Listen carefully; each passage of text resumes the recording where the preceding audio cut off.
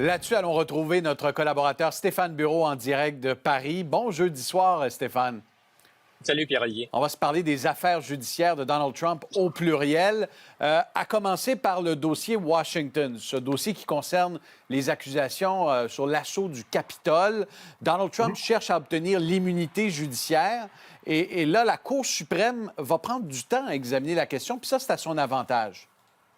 Oui, certainement. Puis à la lumière de ce qu'on a entendu ce matin, des plaidoiries qui ont été entendues à la Cour suprême, on peut penser qu'il y a une courte majorité, 5, peut-être 6 juges, qui estiment que cette idée de l'immunité présidentielle présentée par les avocats de M. Trump est absolument pas farfelue. Plus encore, il y a un de ces juges, le juge Kavanaugh, qui pense que c'est une décision fondamentale pour la Cour suprême qui risque d'avoir un impact durable sur l'institution de la présidence. Donc, effectivement, il ne sera pas pressé. Si, effectivement, on donne raison aux avocats de M. Trump, ça signifie que la stratégie du procureur spécial, Jack Smith, est très, très, très mal en point. Ça va avoir un effet en cascade sur les autres affaires en Géorgie et en Floride parce qu'il va se draper de cette immunité présidentielle.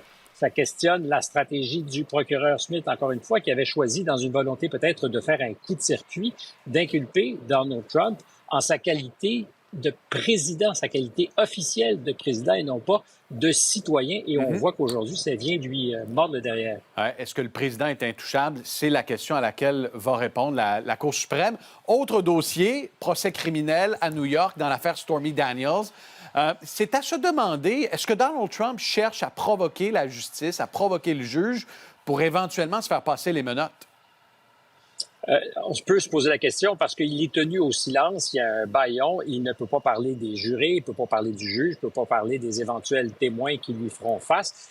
Puis dans certains cas, c'est un problème parce que, par exemple, Michael Cohen, qui va se retrouver dans le box des témoins, ancien avocat de M. Trump, est présent sur toutes les tribunes depuis quelques jours, montre du doigt son ancien patron, l'accuse. Or, quelle marge, quand tu es président des États-Unis, as-tu pour ne pas répondre? Mais au-delà de ça, je crois que M. Trump veut être mis à l'amende et, à la rigueur, aimerait être condamné à une nuit ou deux en prison parce qu'il respecte pas le bâillon. Ça serait de la télé-réalité en or. J'essaie juste d'imaginer l'ancien président qui dort en prison, c'est politiquement payant, c'est paradoxal.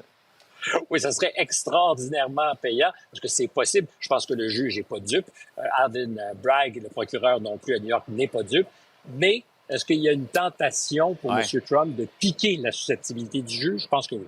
Ça va être intéressant à surveiller. Puis parlons de l'économie américaine parce que c'est un enjeu de fond pour l'élection présidentielle. Et là, des indicateurs au rouge pour Joe Biden. Mauvaise nouvelle pour M. Biden, en effet, parce que les chiffres sur le PIB sont bien en deçà de ce qui était attendu. L'inflation est têtue, entêtée. On se retrouve dans ce scénario de stagflation où on ralentit l'économie, mais avec l'inflation, la Banque centrale ne pourra pas, comme on l'espérait, baisser ou ne pourrait pas, comme on l'espérait, baisser les taux d'intérêt. À quelques mois des présidentielles, quand on sait que les Américains votent avec leur portefeuille, c'est une très, très mauvaise nouvelle. Ce sera aussi à surveiller. Puis en terminant, tiens, un clin d'œil, Stéphane. Tu es à Paris, tu n'es pas très loin du Moulin Rouge, une institution. Et que se passe-t-il avec le bâtiment? Ils ont eu quelques problèmes apparemment, mais les affaires, malgré les apparences, continuent de tourner parce que ce n'est pas fermé. Ils ont perdu leurs ailes, ils ont perdu leur pale la nuit dernière à 1h45. Personne n'a été blessé. Et la bonne nouvelle, c'est que c'est pas le Front de libération des moulins à vent qui est responsable. C'est un problème technique. Tout devrait rentrer éventuellement dans l'ordre. Il ne reste que le lin rouge. Le mou est tombé, mais pas de coup de mou ce soir. Les spectateurs sont au rendez-vous. Le temple du burlesque demeure ouvert. Sur ce, Stéphane, bonne soirée. Et je te demande pas si tu prévois faire un arrêt là-bas. Ça t'appartient. Petit coup de cancan.